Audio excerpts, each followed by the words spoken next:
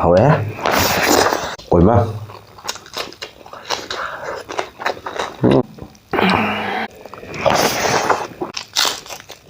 ma'am khol chin thi hai ni he pam mai chatle ba Faja Mei chatle nasino ma'am Turengi ngani ko kupti kopi ko singa se duga khameni sin bisi ka thongda ge duga se na kopi na jai bagi ngai na leire khang su ngai na leire jaibi ro ai na ko ma'am jai ra si dedi ma'am ngai ko ma'am 1 2 3 zau ôi ya mày khu dữ luôn đấy 1 2 3 dấu rồi mày khu bo cái sao thế rồi 뭐 그래서 많이 살아 합쳤어요 보고 오늘은 딱 담가리면 두랭이가니 그냥 가면이 신비 합쳤지 sukape yang tak sukape tak sepi apa kamu re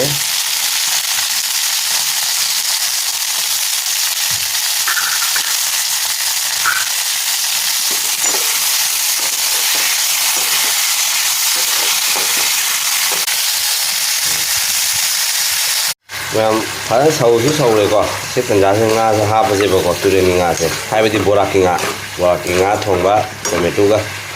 alu ji sumaina ko na amani ka ha pe kan na hapsan bu ja de ba ko alu se tomato ga tan na thong ni na ko si na tomato hai le ko ma le ba mani pu lu si ba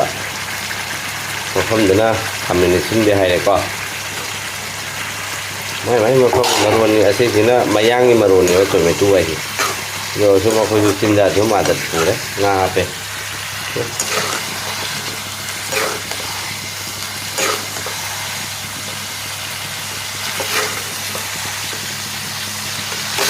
pe nga sẽ làm cookie của mẹ tôi nga này phải nét cái này họ này mẹ phân tôi đi mẹ Mukbang nó phải phân là đi co mẹ finishing cái gì không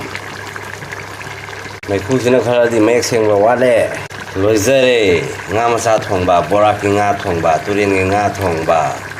mahau lai na sa thara ge ma'am jeng view hello snow ma'am ngasidi hello snow ma'am BSharmaVlog ki mai ki me apon popu ikai khunna bu seri ma'am ngasi ne sa jaga daba mathil sidi Boraki Nga-Macha kai nganu di khangre ngaten haibrang kari haidino khangre Nga-Macha ni ka अखोसु बोराक टुरेल मपान दगी हौजबा अखोई मसाने अदुसु IC nga masakse ka hena khangdabana ado haiba ngamdreba nga sam do mayam waraubi roena khali ado aisu kaukthokna toine bako do Turengi nga haibadi Turengi nga haitare ko Boraki nga haibadi Turengi nga haitare ko do Turengi NgaThongba lejere ko se nana yam nana thonge mayam hausa hawani nakupi ga thongini khamene sinbi ga tawra ko khamene sinbi ga adai thabi lejare ghi morok am lejare do ghi morok ka alu ga kangmet ama lejare ko alu kangmet hai tare ko kobi ama machi da tik tha ge dina ko polai ado matamangan da bida myam salama hujalage do ano mina phangiraga di myam BSharmaVlog ki channel sibu like subscribe tawba myam kawi gani myam dadi salama horage myam puna support tawmina si amana chintha na base to si ko yo miku bang kakai yo hama yo mana ngasi kaiba thoi ba kaiba aduga interview ama tawbani last ki sindo ma di ene kwale pame loina tabani ene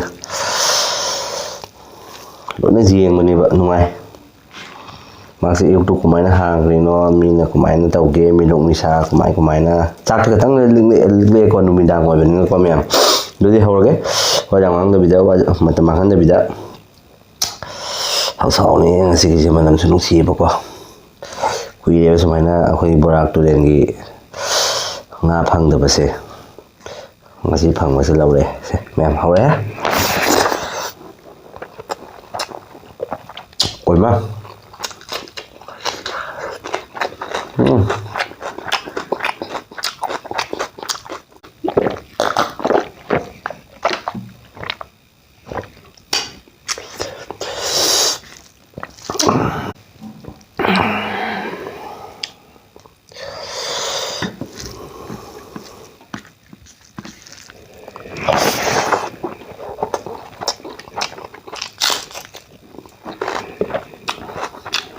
Mềm kho chân thi hành hay bấm mây chặt lẹ bơ bấm mây chặt à không vậy chân thi hành nhé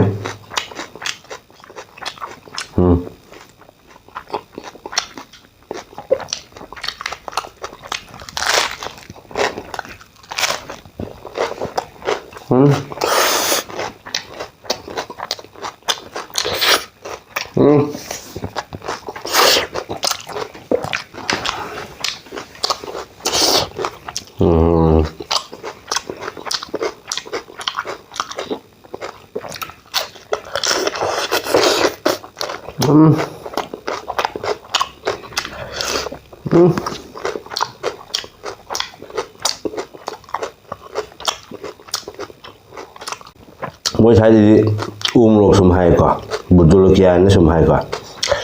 sẽ ghi lộc này mà quá ghi lộc ở đây mà mỗi khang quan thế mà nằm ha cái gì ghi lộc kia mà nằm đâu có mấy đâu cái lộc kia mà nằm đâu có mấy đâu cái gì mỗi bút lộc kia hay cái loại sai đấy mẹ rồi mà nè lộc này nè game rock tana ko karam gas jaw ba gas ka have ne ba ko game rock se chik adi adi rock tana gas ka di karam ba gas ka adri no sine karam ba gas jaw no sine da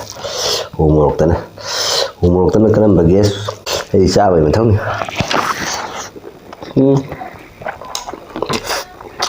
mai jale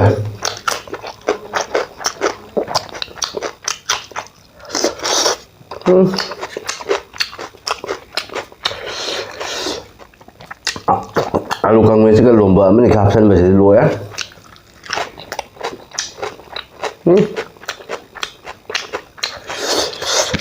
mai jala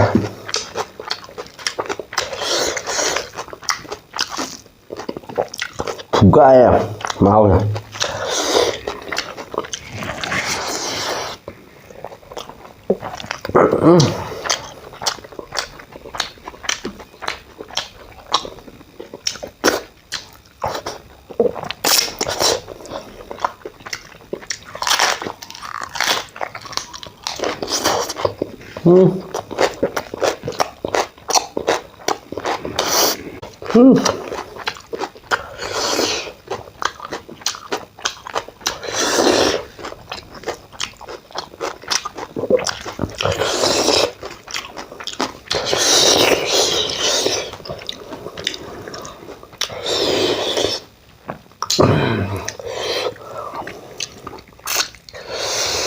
नदी का मछली है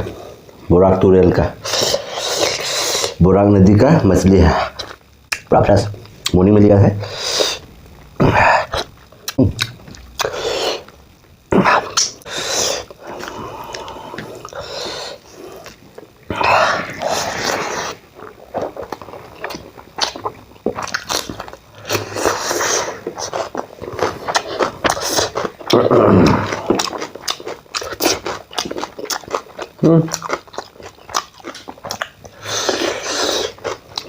mà hao chữ hay rồi cái gì mình là cầu và ta rồi hết một lộc sẽ đi lùi đây hả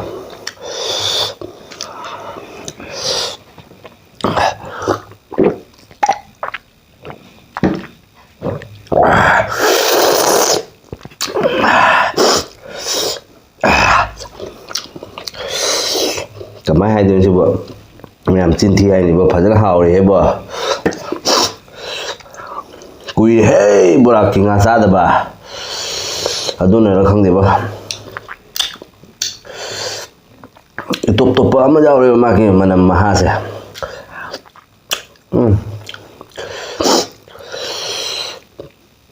hào đấy thum murok chap chan hào đấy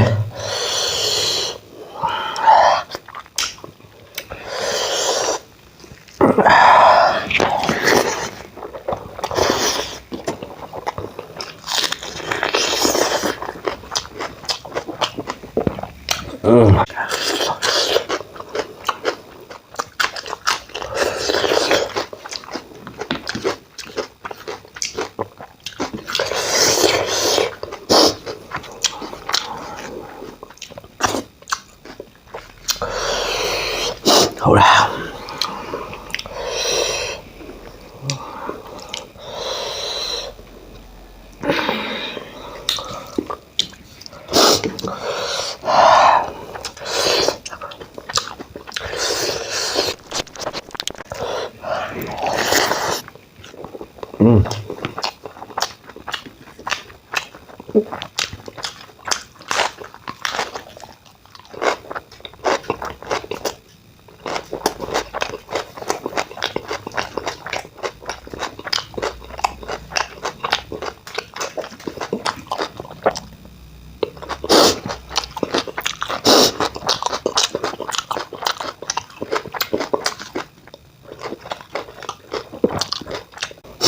cám pin nó dùng ra rồi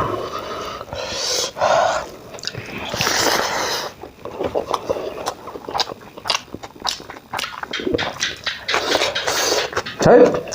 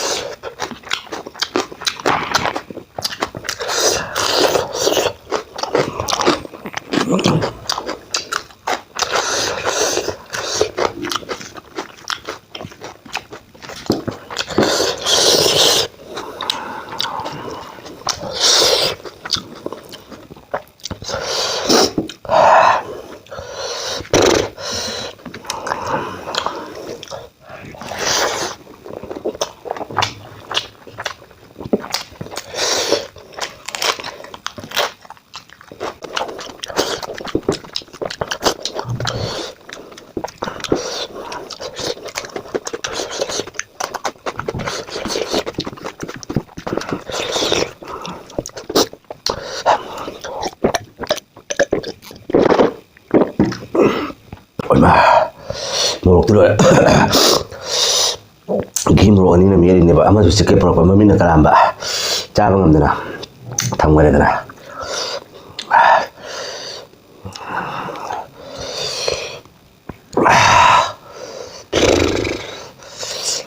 Miam. Matang sekali video selalu senjata miam dosen tinggi memang sekali bisa BSharmaVlog ini kita am komo hanya ikat kumna buksa ni miam mana pun mina pang bila like atau subscribe atau miam kau ini. Miam pun support dominasi miam pun dominasi aman sentuh apa sih tu siapa gua lo ini macam dominasi apa gua miam sih harga matang sekali senjata miam bye bye.